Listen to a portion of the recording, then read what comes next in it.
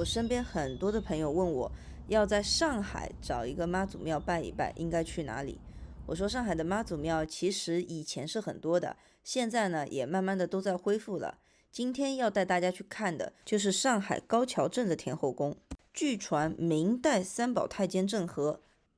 第4次下西洋的时候就来此祭拜这里的妈祖娘娘。但是在嘉靖35年的时候呢，这座宫殿它就遭到了倭寇抢劫，建筑呢已经全部毁坏了。而现在的天后宫呢是在原址附近重建的。我们现在看到的是上海的妈祖娘娘，她左右两边呢有掌扇的侍女，还有我们熟悉的千里眼及顺风耳。但是到了宋代之后呢，掌扇其实是放在宝座后面的架上，作为一个装饰。而这种装饰呢，它不是普通人可以用的，当时只有皇家才可以使用。这里的妈祖庙呢，人不是非常多，可以说是非常的冷清。其实在100年前，上海的妈祖庙是非常盛行的。妈祖庙所在的高桥镇呢，从南宋中期至清代以前，一直隶属于嘉定县，已经有800年的历史了。嘉定县在元朝的时候呢，是属于松江府的，后来在明末的时候把它改到了苏州府。直到1949年新中国成立之后，同年呢成立了上海市人民政府，这边的高桥镇它才属于上海。所以我们说这一片如果说往100年前、200年前的话，它都是应该叫江苏省的某一个天后宫。所以我想告诉大家的是，不光是在上海现存有妈祖庙，然后也想说有机会可以带大家去看一下江苏和浙江，就是靠近上海这一块的其他的一些妈祖庙。刚才有提到说这边的妈祖庙是重建的嘛，但实际上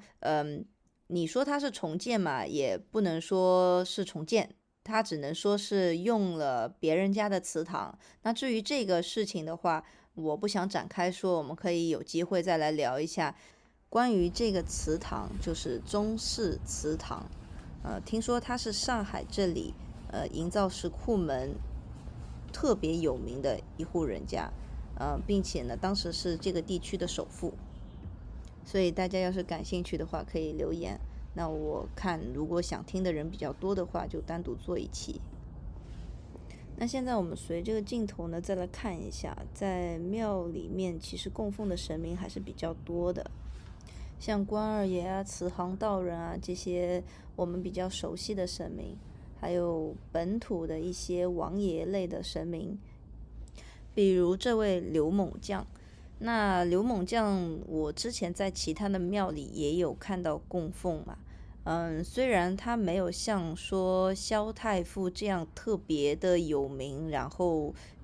供奉的庙宇众多，但是呢在江南这片地方呢，他有他自己的一些地方的信仰。那无论香火多与少，现在有记载的基本上是曾经为老百姓有谋过福利，有造福过一方，所以说呢现在大家都会记得它。所以我一直觉得庙宇它有这样的一个功能，是很利于我们对下一代的教育。多有带小孩来庙里拜拜，给他讲述一些故事的话，就小孩自然会变得勇敢，变得善良，并且像神明一样做很多的事情都是先考虑别人后考虑自己。那如果世界上的每个人都这样的话，那离世界和平肯定是不远了。这也是我做这些视频的另外一个初衷，并不是纯粹的想说神明的灵验，虽然我身边有发生过很多灵验的一些事情，但是我觉得本质上的话去宣传更希望是对现在的人还有社会起到一定的作用，一些好的作用。那上海地区呢，它是没有这些经的，没有这些经就只能从泉州或者广东那边发上来。那我这边比较习惯用的都是一些泉州的一些经，然后用的都是大张的那种，比较好一些的。也希望之后这里的妈祖庙可以备一些经。毕竟这里是天后宫嘛，神明是从闽南起源的，所以说还是要尊重一下地方的一些民俗信仰。那大家习惯用金纸的话，就还是以金纸这一块为主，最好是能够提供一下，可以有地方购买。那现在这一片场地呢，因为是道观在作为主理在管的，所以说它里面会有供东岳大帝。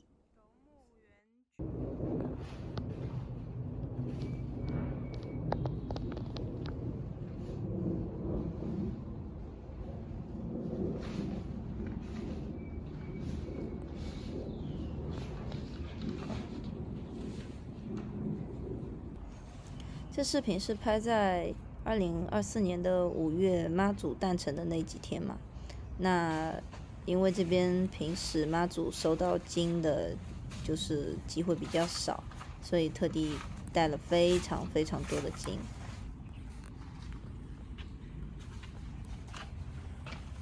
今仔叫做真旺啊！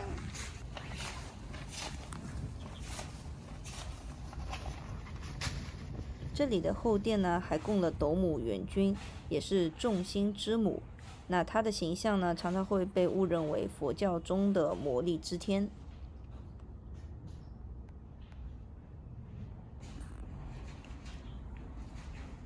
其实还是很希望这里的妈祖庙之后能够重新建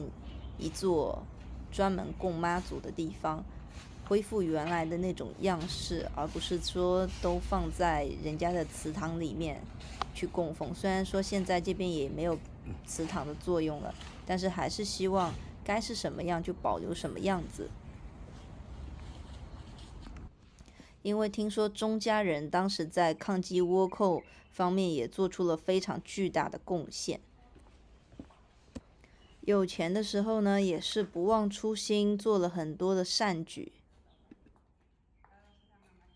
那拍这支影片呢，也是希望所有的人知道这里有一座妈祖庙，有机会的话可以来这边拜拜妈祖，体验本土的信仰文化的魅力。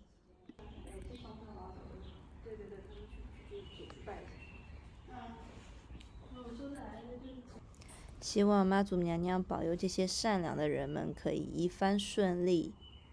那最后呢，我再带大家去一下财神殿。各位要是喜欢这个视频的话，可以关注、点赞一下，谢谢支持。